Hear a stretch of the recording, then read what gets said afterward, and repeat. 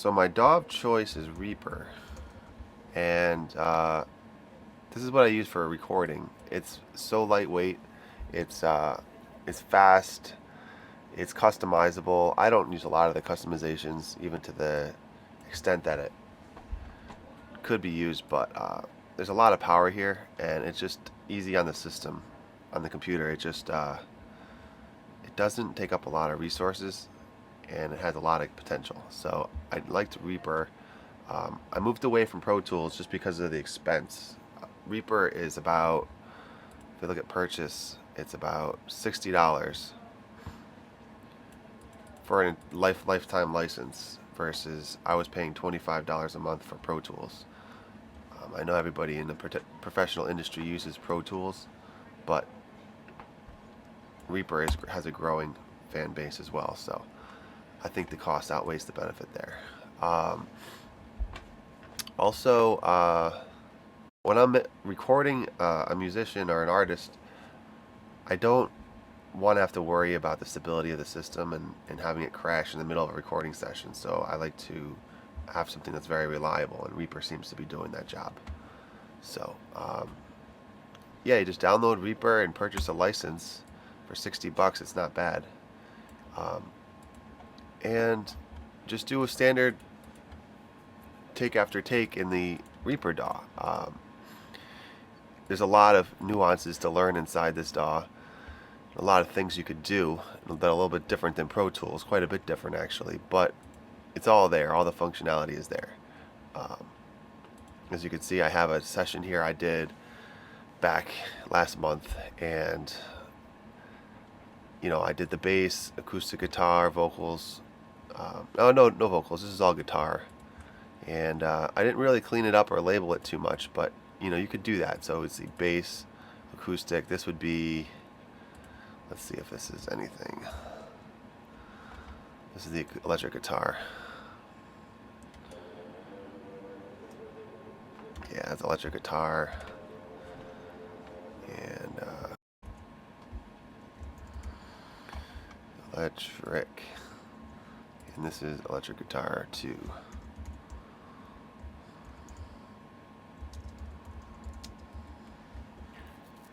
And let's just have a listen to this and see how it's sounding.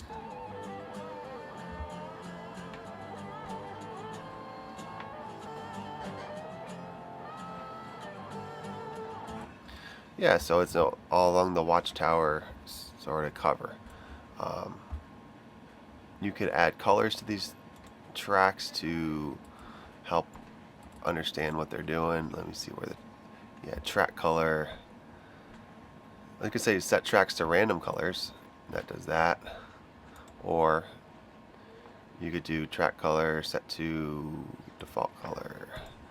Track color set to custom color. And then you could just pick the custom color. RGB. I'll make bass purple. I usually do bass as purple. And then acoustic guitar I usually make green. So green. Electric guitars I usually make yellow.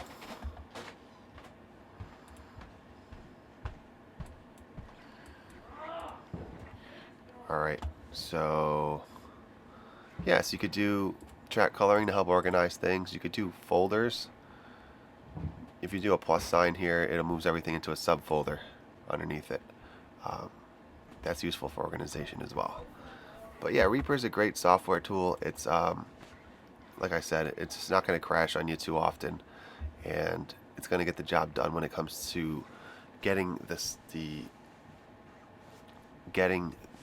the audio into your computer safely. When it comes to mixing, you can mix in Reaper. That's nothing wrong with that. But it does have a very digital sound, as most digital audio workstations do. And a lot of people opt for a really expensive. Not a lot of people. Some people opt for really expensive analog gear to kind of soften the sound, make it more warm, and add some sort of dynamic headroom to the sounds. And most people in my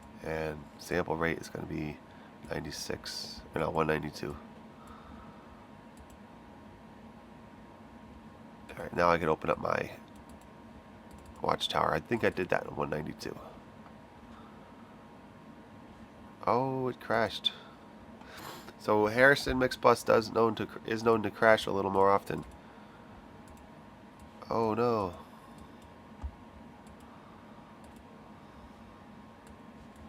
So since it crashed, I have to reopen it and reset the audio interface again.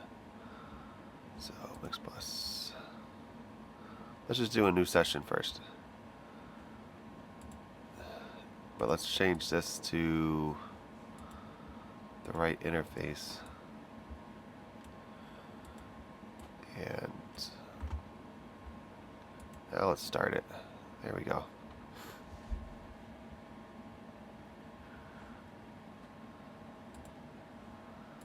Alright, so I walked through the little headaches of trying to get this thing installed and set up, but now let's see if I can open up my existing project.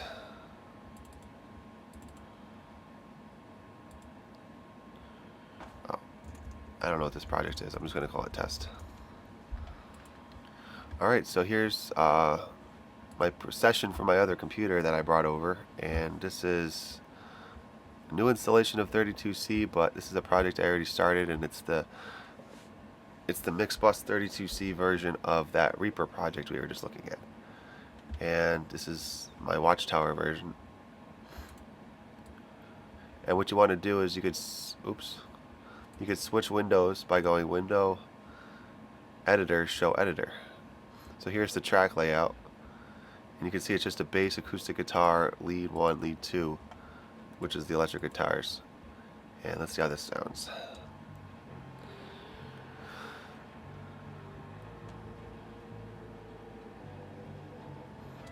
Yeah, so this is Mixbus, and you can go over to the mixer, and you can see you have a nice mixer here. You have all these EQs in here, and you can have all the sends you could send them to. You have 12 sends to send things to, which is a lot more than I think the 4 you get in the standard Mixbus. And there's just so many features in here, but more than that, the sound is just a lot warmer and a lot more analog sounding. It's a lot. You have the very much a console look and feel to this. You have the master bus here with the fader, but you also have the view meter, and you have saturation knobs built in, and yeah, you have drive built into the bus tracks, and there's just so many more features. And I'd like to get more into 32C with you guys in the future, but my workflow is basically record in Reaper and mix in 32C, and output the final mix that way.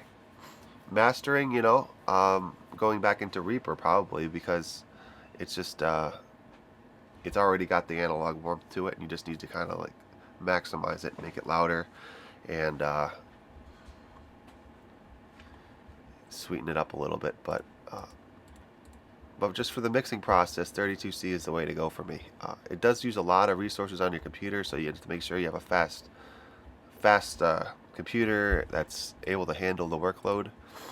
Otherwise, you need to sample down and use a lower sample rate. But the 96 or 192 sample rates are going to use a lot of resources on your computer, so you need to take it easy with that. Well, that's it for this time. I hope you catch me on the next video, and until next time, thank you.